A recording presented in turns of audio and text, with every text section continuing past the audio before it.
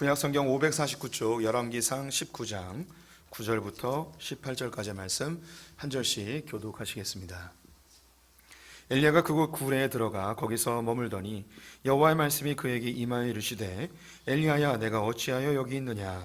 그가 대답하되 내가 만군의 하나님 여호와께 열심히 유별하오니 이는 이스라엘 자손이 주의 언약을 버리고 주의 제단을 헐며 칼로 주의 선지자들을 죽였음이오며 오직 나만 남았거늘 그들이 내 생명을 찾아 빼앗으려 하나이다.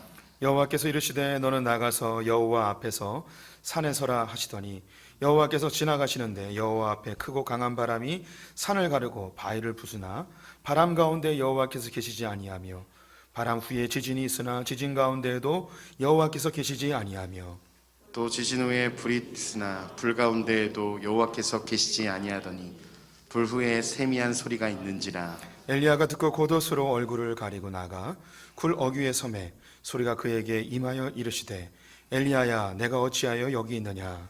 그가 대답하되 내가 만군의 하나님 여호와께 열심히 유별하오니 이는 이스라엘 자손이 주의 언약을 버리고 주의 제단을 헐며 칼로 주의 선지자들을 죽였음이오며 오직 나만 남았거늘 그들이 내 생명을 찾아 빼앗으려 하나이다. 여호와께서 그에게 이르시되 너는 내 길을 돌이켜 광야를 통하여 다메섹으로 가서 이르거든 하사엘에게 기름을 부어 아람의 왕이 되게 하고 너는 또 님시 아들 예후에게 기름을 부어 이스라엘의 왕이 되게 하고 또 아벨무홀라 사밧의 아들 엘리사에게 기름을 부어 너를 대신하여 선지자가 되게 하라. 하사엘의 칼을 피하는 자를 예후가 죽일 것이요 예후의 칼을 피하는 자를 엘리사가 죽이리라. 그러나 내가 이스라엘 가운데 7,000명을 남기리니 다 바알에게 무릎을 꿇지 아니하고 다 바알에게 입맞추지 아니한 자니라. 아멘. 오늘도 주님의 보좌 앞으로 나오신 성도님들에게 하나님의 은혜와 평강이 함께 하시기를 축원드립니다. 온라인으로 예배드리신 모든 성도님들 주님의 이름으로 축복합니다. 우리 옆사람에게 반갑게 인사하겠습니다. 새해 복 많이 받으세요. 네, 또 온라인으로 예배드리시는 분들 가족들과 함께 새해 인사 미리 나누시면 좋을 것 같습니다. 오늘 열왕기상 19장 말씀으로 함께 은혜를 나누도록 하겠습니다. 제가 작년에 재밌게 보았던 드라마 중에 DP라는 드라마가 있었습니다. 이 DP라는 드라마는 군 생활에서 탈영한 사람들을 잡아오는 헌병들의 이야기입니다. 일반 텔레비전이나 케이블에서는 볼 수 없고 넷플릭스에서 볼 수 있는 드라마였었는데요. 제가 키는 작지만 그래도 공군에서 헌병 특기를 받아서 헌병으로 일을 했었습니다. 헌병이 대단한 건 아니었고 공군은 대부분 기술병들인데 특별한 기술이 없는 사람은 헌병 병과에 보내서 그냥 경계 근무를 주로 썼습니다. 하지만 주로 경계 근무를 썼지만 헌병이 하는 일은 다 두루두루 교육을 받고 또 현장 실습도 다 해봤습니다. 이 DP라는 직군도 제가 경험은 못했지만 옆에서 가까이에서 보았고 헌병이었기 때문에 돌아가는 체계를 잘 알아서 그 누구보다도 재밌게 본 드라마입니다. 군인들이 군대를 탈영하는 이유 다양하게 있겠죠. 이 드라마에서 소재로 나왔던 몇 가지를 소개한다면 고참들로부터 심각한 구타를 당하고 괴롭힘을 당해서 더 이상 이 군대에 있다 보면 자기가 죽을 것 같으니까 이 상황을 모면하기 위하여 군대 밖으로 도망한 사람이 있습니다. 또 사랑하는 연인으로부터 이별의 통지를 받고 너무 상심하여서 그 여인에게 찾아가 이유라도 묻기 위하여 탈영한 사람도 있었고요. 어머니가 병이 들었는데 아들이 하나밖에 없는데 아들이 일하지 아니하면 약값도 만들 수 없는 그런 너무나 아픈 엄마를 위해서 탈영하여 몰래 숨어서 아르바이트하는 이런 탈영병도 있었습니다. 사연 없는 탈영병은 없는 것 같습니다. 다들 불쌍한 사연들, 안타까운 사연들, 탈영할 수밖에 없는 그런 사연들을 다 갖고 있었는데요. 그럼에도 불구하고 이 헌병들은 찾아가서 그들을 잡아와야 했습니다. 그리고 법적인 처벌을 받아야 했죠. 헌병들도 인간이다 보니까 불쌍한 사정이 있는 탈영병에 대해서 어머니를 만나고 올 수 있게끔 배려해주는 그런 장면도 있었습니다. 이들의 사연이 다 있긴 한데 그들이 공통적으로 느끼는 감정은 절망감이었습니다. 내가 이곳에서 더 이상 견딜 수 없다는 생각에 마땅히 있어야 될 군인의 자리에서 근무지를 이탈하여 영해 밖으로 도망을 한 것이죠. 제가 왜 이 DP 이야기를 하는가? 오늘 우리 성경의 본문에는 자기의 근무지를 이탈한 한 선지자가 등장하기 때문입니다. 이 선지자는 엘리야이죠. 그는 하나님께서 북이스라엘의 선지자로 불러내셨습니다. 엘리야가 사역해야 될 근무지는 북이스라엘이었습니다. 그런데 지금 엘리야가 어디 와 있는가? 남쪽 맨 끝에 변방에 있는 부엘세바라는 곳에 와 있습니다. 우리로 이야기하면 평양에 있다가 부산으로 도망온 거예요. 그의 근무지를 이탈하여서 부엘세바 광야로 내려와 하나님 앞에 이제 죽고 싶습니다. 저를 죽여주세요 라고 이야기하는 장면이 오늘 본문입니다. 그렇다면 왜 이 엘리야가 자기의 근무지를 벗어나 도망을 하였는지 그 이야기를 함께 나눠보도록 하지요. 지난주에 엘리사에 대한 이야기를 함께 나눴습니다. 하나님께서 엘리사를 부르셨을 때는 북이스라엘이 가장 악독하게 우상숭배를 하고 있었던 때였습니다. 아하방이 시돈의 공주 이세벨과 결혼하면서 아세라와 바알의 선지자들을 다 끌고 들어와 온 나라가 우상숭배로 가득하게 되어졌죠. 뿐만 아니라 여호와의 선지자들을 잡아 죽이는 일까지 국가적으로 주도하게 되어졌습니다. 이때 3년 반의 기근을 하나님께서 기적적으로 일으키시며 그들의 마음을 돌리려 하였고 엘리사를 통하여 아하방과 백성들에게 하나님의 말씀을 전파하게 하여 주님께 돌아오게끔 계획을 하셨죠. 하지만 그들은 귀를 막고 돌아오지 않았습니다. 결국 갈멜산에서 바알의 450명과 엘리야와 영적 대결을 하게 되어집니다. 각각의 제단을 쌓고 송아지를 각도서 올려놓은 다음 자신의 신의 이름을 불렀을 때 불이 임하는 그 신이 진짜 신임을 입증하는 대결이었죠. 바알의 선지자들은 살을 베고 피를 뚝뚝 흘리며 미친 듯이 하루 종일 소리를 지르며 바알을 불렀지만 불은 내리지 않았습니다. 하지만 엘리야가 응답하소서 여호와의 이름을 부르자 불이 임하여 모든 재물을 태워버리고 물을 가득 담았는데 물까지 다 말라버리게 하는 놀라운 역사가 일어나게 되어졌죠. 엘리야의 지시를 따라 함께 있었던 백성들은 바알의 선지자 450명을 기손 시내로 끌고 가 엘리야의 명령대로 그들을 다 죽이게 되어졌습니다. 그때쯤 저 지중해를 바라보니 손바닥만한 구름이 떠오르기 시작했습니다. 점점 구름이 모여지면서 이것이 하나님께서 이 땅에 주시는 하나님의 임재의 상징으로 큰 비가 올 것을 엘리야는 알았습니다. 3년 반 동안 멈췄던 그 비가 이제 드디어 내리기 시작했습니다. 우리 성도님들이 엘리야라면 그때의 기분이 어떨까요?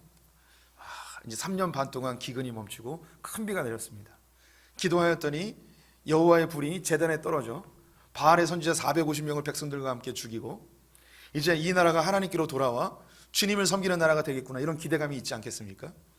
특별히 아하방은 자기 아내 이세벨을 이혼하고 고향으로 돌려보낸 이후에 아세라 선지자 남은 400명과 또 다른 선지자들을 다 쫓아내고 혹은 죽이고 바알과 아세라 신전들을 다 파괴하고 이제 여호와만 섬기는 그런 나라가 될 것이라는 기대감이 차오르지 않겠습니까?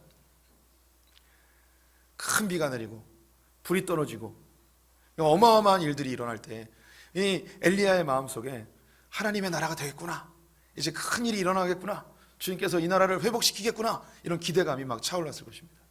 그런데 이 엘리야에게 들려오는 소식은 무엇이었냐면 아합의 아내 이세벨이 내일 이맘때까지 너를 죽이지 아니하면 내가 이 땅에 존재하지 않겠다, 내가 목숨 걸고 너를 죽여버리겠다라는 소식이 들려오게 되었습니다. 그 소식을 듣고 엘리야가 갑자기 낙담이 되어 절망감에 휩싸여서 한 걸음에 부엘세바 광야까지 주랭랑을 치고 도망을 가게 된 것입니다. 그리고 로뎀나무 아래 누워서 하나님 이제 조카오니 죽겠습니다 라고 고백을 하죠. 그 고백을 보겠습니다. 4절 말씀 함께 보죠.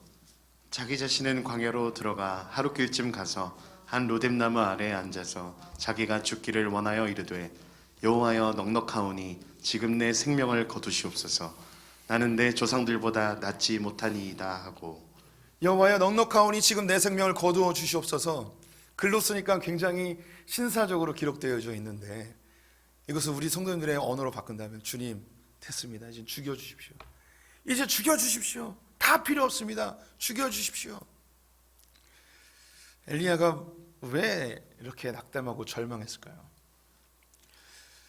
엘리야는 이런 기적이 일어나고 불이 내리고 큰 비가 임하면 이스라엘 백성들이 바뀔 거라고 생각했습니다. 이런 엄청난 기적을 보면 백성들이 하나님께로 돌이키기를 것이라고 기대했죠. 특별히 아하방이 그 생생한 눈앞에서 벌어진 놀라운 장면들을 보며 아하방이 마음을 돌리고 이세벨을 쫓아내고 백성들과 함께 하나님께로 돌아오리라고 생각했는데 안 되는 거예요. 오히려 자기를 죽이겠노라고 쫓아온다는 이 소식에 갑자기 절망감이 물려옵니다. 더 이상 내가 뭘 할 수 있는가? 내가 이 나라를 위해서 더 이상 뭘 할 수 있는가? 아무것도 할 수 없다는 그 절망감, 내가 뭘 해도 바뀌지 않는 이런 절망감, 더 이상 나는 살 필요가 없다, 더 이상 선지자 노릇 하지 않겠다 라고 결정을 하고 하나님 앞에 울부짖습니다. 주님, 됐습니다. 이제 죽여주십시오. 죽여주십시오. 만약에 우리 성도님들이 하나님이라면 근무지를 이탈하여서 광야에서 죽여달라고 하는 이 엘리야를 보고 성도님들이 하나님이라면 어떻게 대우하시겠습니까? 눈빛들이 사랑이 많으셔서 그래도 한번 용서해 줘야죠. 지금까지 고생한 게 얼만데 이거 지금 고생했으니까 좀 봐줘야죠. 이런 눈빛들이세요. 좀 먼 이야기 같은데 이걸 좀 우리의 이야기로 바꿔보겠습니다. 한 개척교회 목사님이 계십니다. 한 20년 목회를 하는데 성도님들이 한 10명쯤 있습니다. 한국 교회에 유행하는 각종 프로그램을 교회에 다 도입해 봤습니다. 전도도 해보고 성경 공부도 해보고 안 해본 곳 없이 몇 번의 금식을 거치며 하나님 우리 교회 좀 부흥시켜 주시고 우리 성도님들 성장시켜 주시고 변화시켜 주시고 막 이런 기도를 막 했어요. 20여 년 동안 돌이켜보니까 바뀐 게 아무것도 없는 거예요. 부흥도 안 되고 성도들도 안 바뀌고 20여 년 목사님과 함께 지내다 보니까 목사님의 허물도 성도님들이 다 아는 거예요. 그럼 볼 때마다 목사님 설교를 바꾸세요, 기도를 바꾸세요, 이렇게 하세요, 저렇게 하세요. 스트레스만 받고 있는 이 목사님이 어느 날 결정을 합니다. 다른 교회 목사님에게 교회를 팔아버리고 도망가 버렸습니다. 우리 성도님들이 그 교회 성도라면 어떻게 하겠습니까? 내가 이따위 목사를 믿고 지금까지 신앙생활 했단 말이야? 내가 이놈 만나기만 해봐라, 길거리에서 보기만 해봐라, 내가 죽여버릴 거야, 이렇게 반응하지 않으시겠습니까? 제가 좀 과격하게 이야기하였지만 그 목사님을 정말 못된 목사로 우리는 충분히 욕할 수 있을 것입니다. 또 다른 케이스를 들어볼게요. 교회에서 돈을 모아 한 선교사님을 외국으로 파송을 하였습니다. 3년 동안 언어 훈련을 하고 이제 본격적으로 사역을 시작하게 되는데 전도를 해도 사람들이 믿지 않는 거예요. 1년, 2년 지나서 한 10여 년이 지났습니다. 다른 선교사님들은 교회를 세우기도 하고 사람들도 키운다고 이야기하지만 이 선교사님은 아무것도 이루어낸 것 없는, 그래서 마땅히 교회에 보고할 것도 없는 그런 너무나 미약한 자기의 모습을 보면서 낙담하고 있는 거예요. 그리고는 교회 보고도 없이 선교지를 이탈하여서 다른 나라에서 장사를 하고 있는 선교사님이 발견되었습니다. 이 선교사님 어떻게 할까요? 아니 그따위 선교사가 다 있어. 하나님 앞에 한 번 맡은 사역이라면 끝까지 해야지. 이렇게 우리가 충분히 비난할 수 있지 않겠습니까? 이것도 너무 먼 이야기죠. 우리 성도님의 가까운 이야기로 좀 좁혀보겠습니다. 성도님들 중에 누군가가 주일학교 교사로 헌신하기로 하였습니다. 새해가 되어서 열심히 으쌰으쌰 하는데 한두 달 지났는데 어떤 한 집사님이 저는 주일학교하고 안 맞는 것 같아요, 저는 그만두겠어요, 연락도 없이 그만둬 버렸습니다. 이 집사님은 어떻게 하시겠습니까? 아니 교사로 신청했으면 끝까지 가야지, 이 무책임하게 이런 사람이 무슨 집사라고 이렇게 이야기하지 않으시겠습니까? 이제 점점 눈빛에 이제 이글거리기 시작했습니다. 맞아 죽여버려야지. 마지막 성도님들과 더 가까운 이야기를 해보도록 하겠습니다. 성도님들 아들이 있습니다. 열심히 공부하는 듯 하였는데 고3에 올라가서 어느 날 갑자기 학교에서 전화가 왔습니다. 누구누구 어머님 안녕하세요, 아드님이 오늘 학교에 안 왔습니다. 아픈가요? 무슨 일이 있나요? 깜짝 놀라죠. 수소문에서 찾아봤더니 PC방에서 열심히 게임을 하고 있는 거예요. 집으로 끌고 왔죠. 왜 학교 안 갔냐고. 그랬더니 이 아들이 하는 이야기가, 내가 지금까지 열심히 공부하고 정말 최선을 다했지만 성적이 오르지 않고 이 성적으로 내가 갈 수 있을 만한 대학이 없는 것 같아서 저는 이제 더 이상 공부하지 않겠습니다. 나는 이제 더 이상 포기해버리겠습니다. 학교를 그만두겠습니다. 이제부터 장사를 시작하겠습니다. 이렇게 아들이 반응한다면, 아들이 마땅히 학교에 있어야 되는데 학교에 있지 아니하고 어딘가에 다른 곳에 머물러 있다면 우리 성도님들 어떻게 하시겠습니까?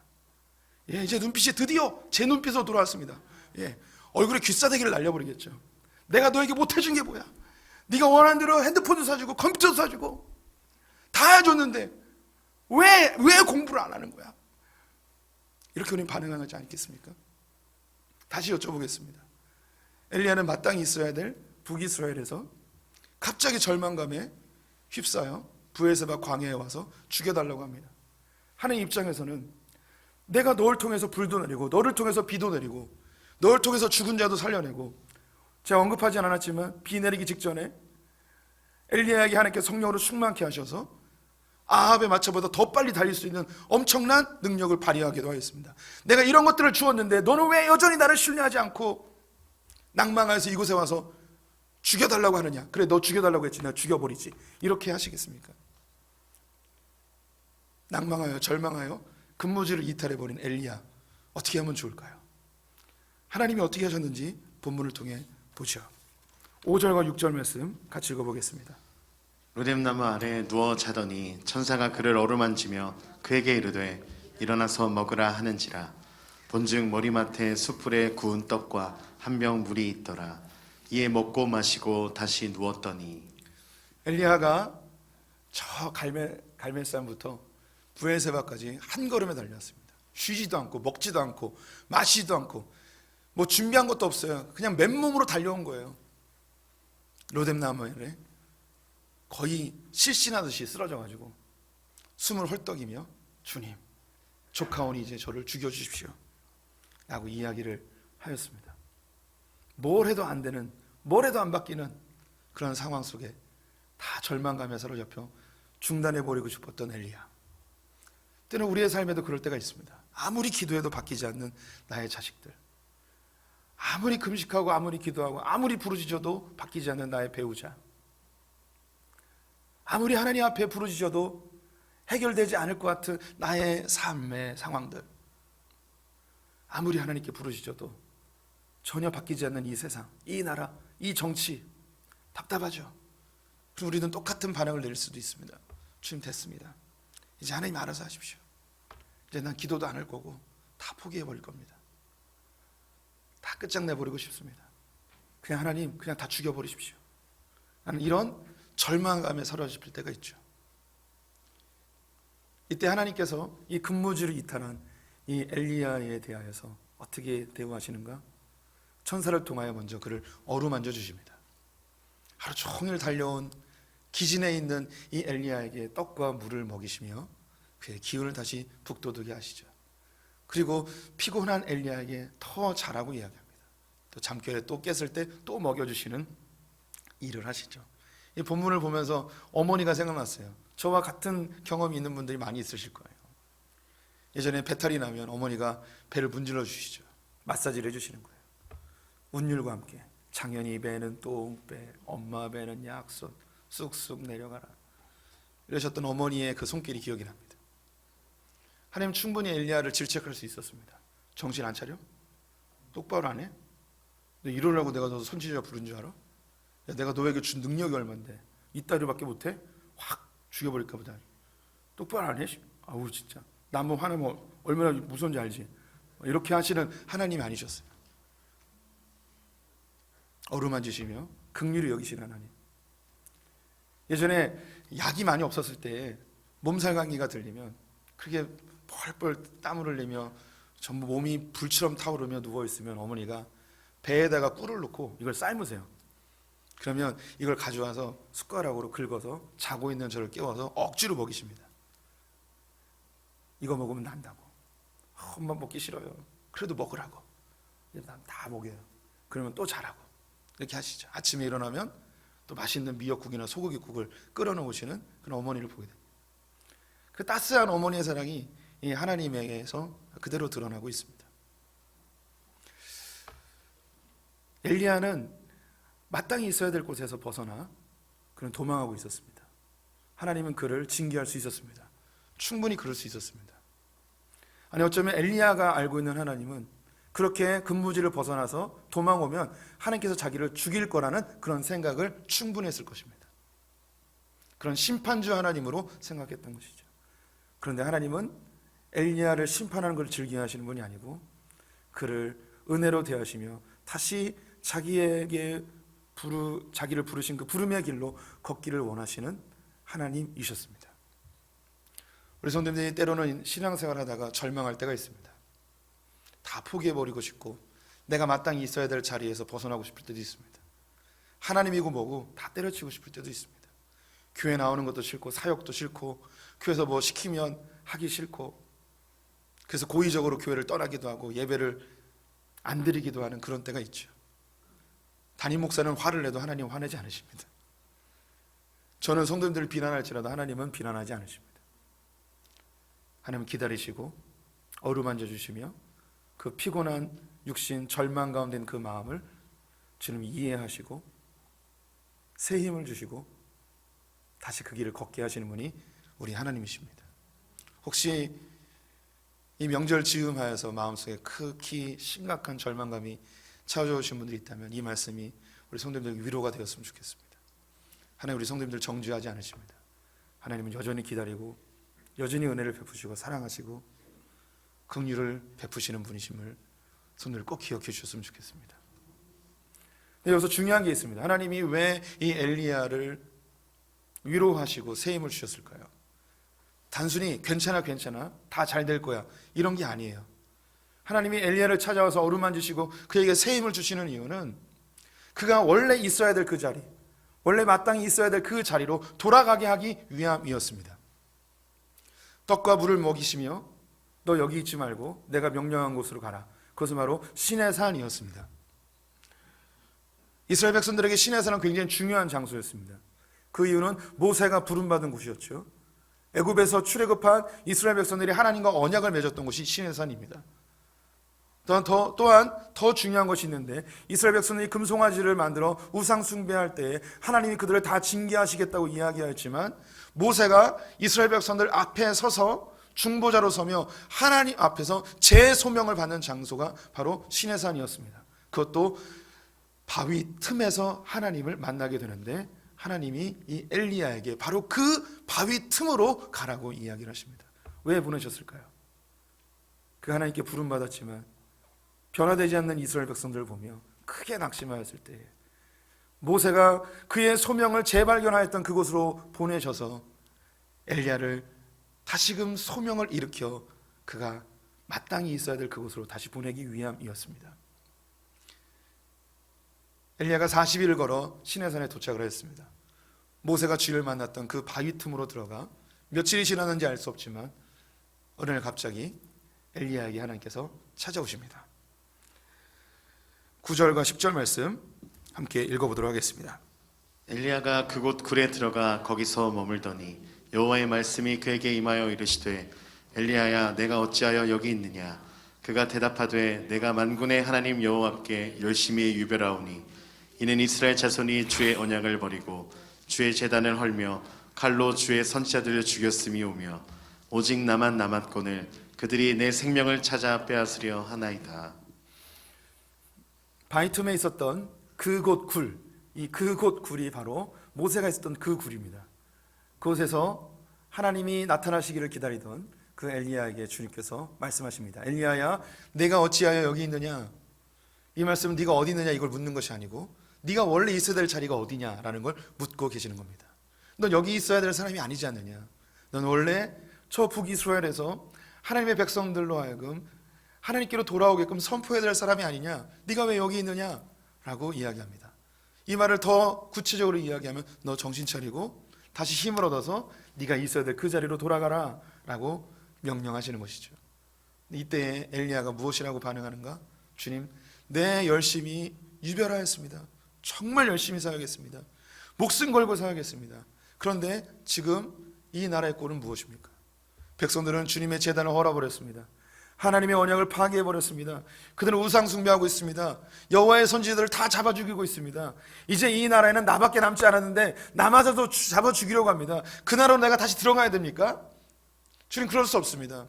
이 나라는 소망이 없습니다. 다시 들어가서 하나님의 말씀을 선포할 가치도 없습니다. 주님, 그냥 저들을 다 죽여버리십시오. 다 심판하십시오. 하나님의 불을 내려서 다 죽여버리십시오. 지금 이 이야기를 하고 있어요. 하나님의 명령에 순종하지 아니하는 이 엘리야에 대해서 주님은 다시 질책하지 아니하고 하나님의 또 다른 메시지를 보여주십니다. 그 메시지가 11절과 12절에 있습니다. 같이 읽어보도록 하겠습니다.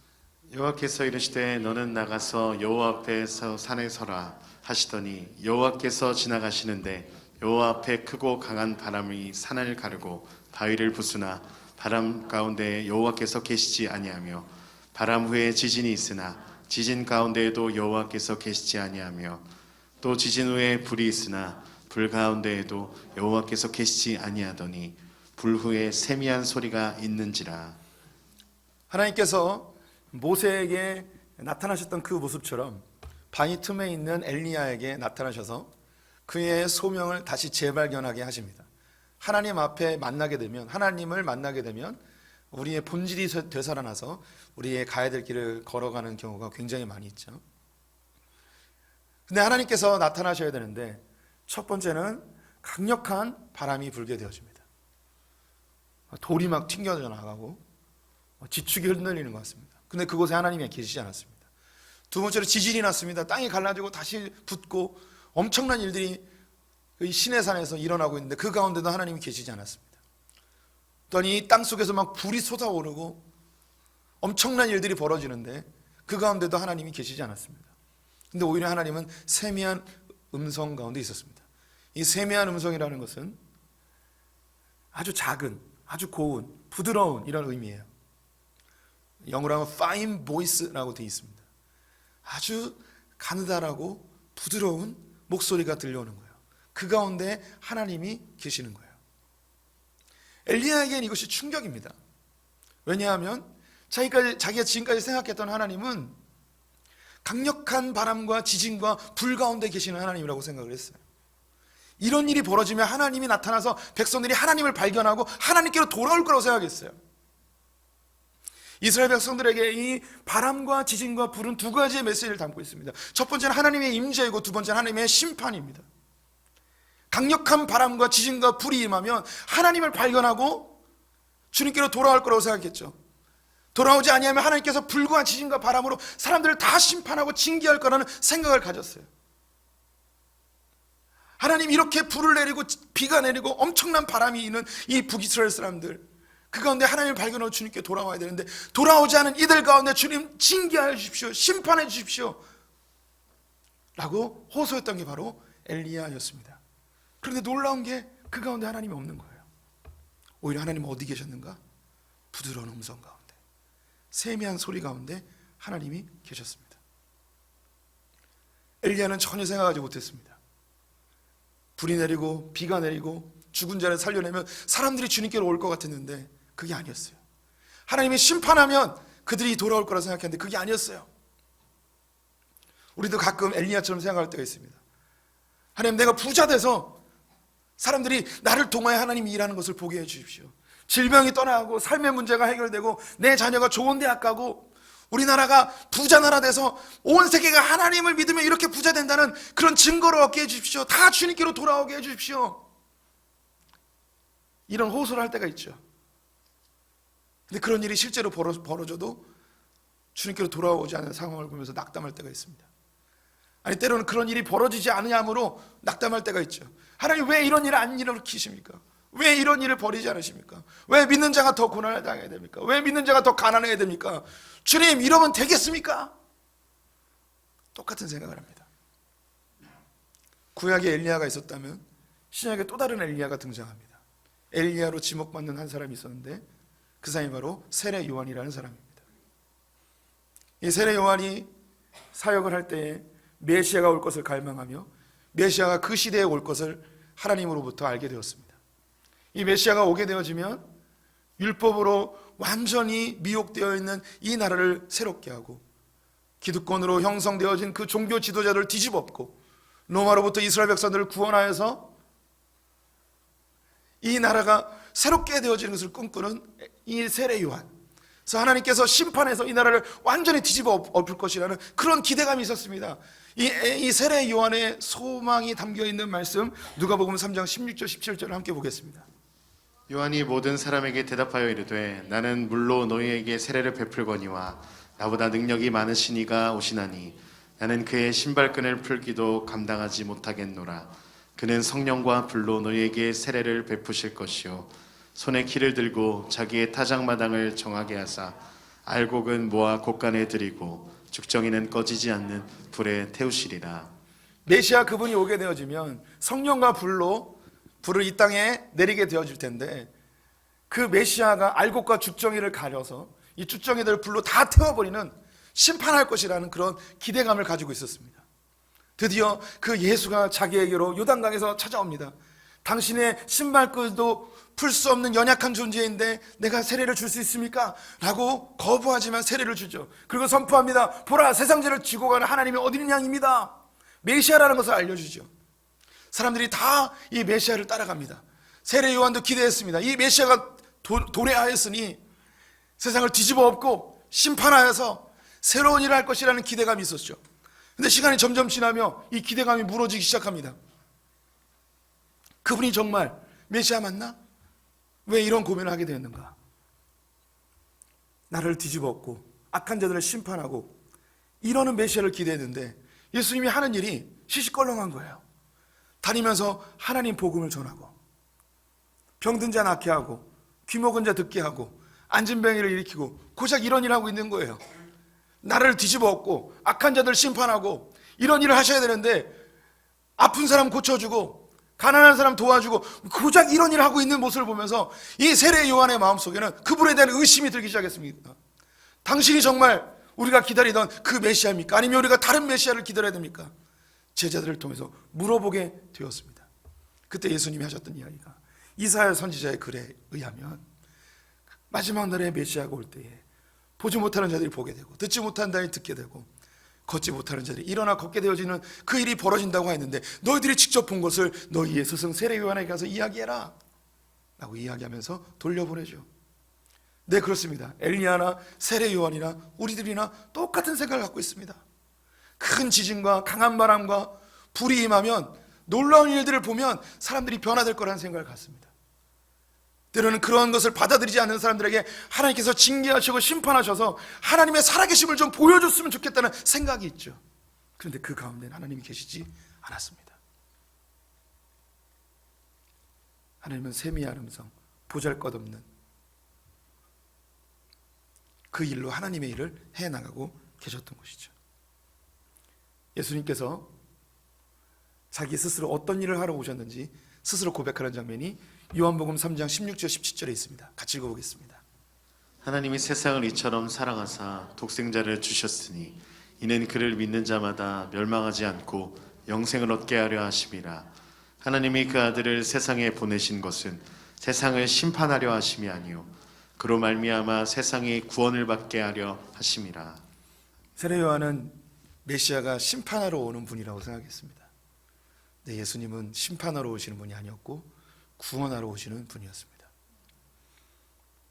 엘리야는 자기가 자기의 근무지를 이탈하여 브엘세바에서 죽기를 간구하면 심판자 하나님께서 자기를 심판하여 죽일 거라고 생각했습니다.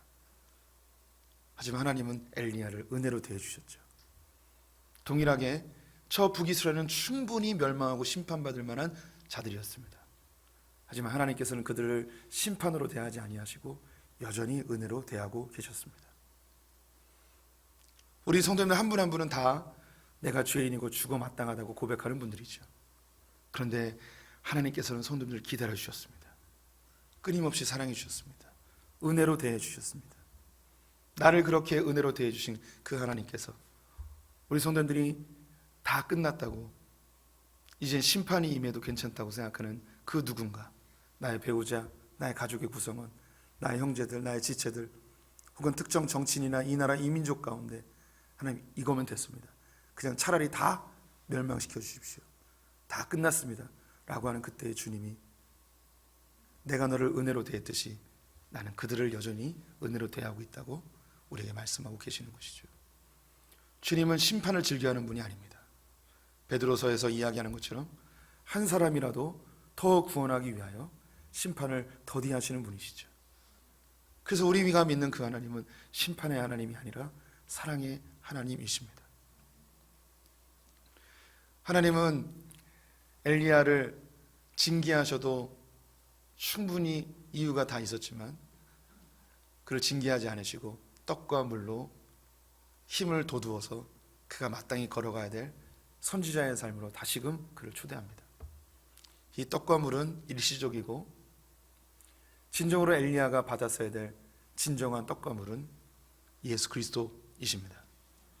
그분은 이 땅에 영원히 목마르지 아니하는 물로 오셨고 영원히 줄이지 않는 떡으로 오셨습니다. 끊임없이 예수 그리스도는 자기의 살과 피를 우리에게 나누시며 낭망하고 쓰러질 때 또다시 정죄와 비판으로 우리의 삶을 살 때에 주님의 은혜를 기억하게 하셔서 예수의 삶, 심판이 아닌 구원의 삶으로 우리를 초대해 가십니다. 우리는 심판과 비판과 정죄의 직무를 받은 자들이 아니고 예수 그리스도의 은혜를 전하는 직무를 받은 자들임을 성도님들 기억해 주셨으면 좋겠습니다. 명절입니다. 그 어느 때보다도 비판과 정죄가 차오르는 때이죠. 나를 기다려 주셨던 그 주님, 우리의 가족의 구성원들도 기다려줄 수 있는 주님의 마음을 품는 성도님들 되셨으면 좋겠습니다. 찬양 한 곡 하면서 설교를 마무리하겠습니다.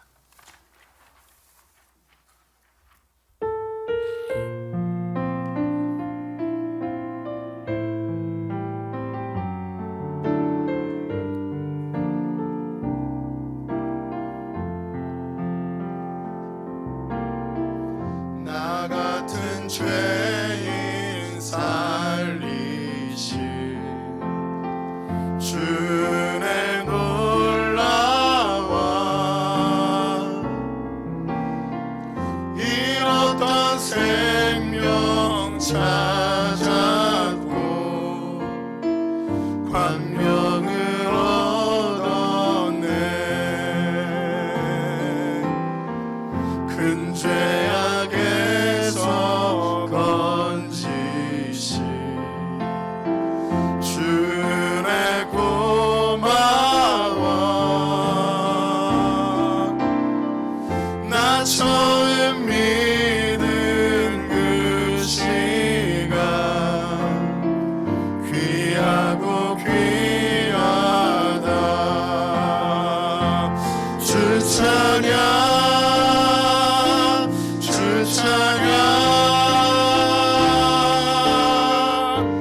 내 마음 다해 주 찬양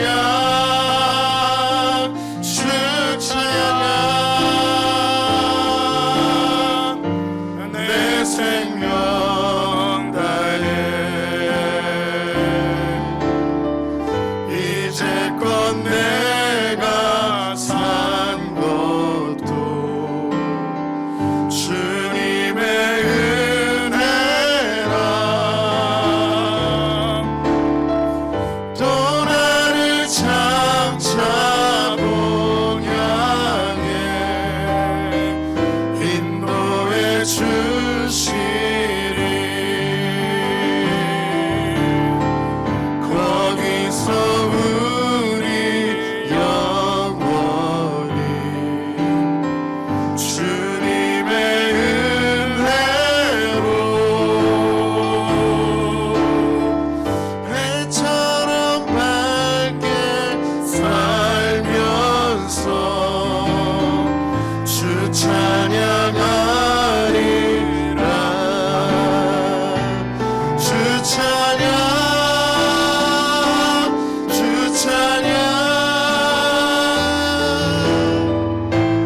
내 마음 다해 주 찬양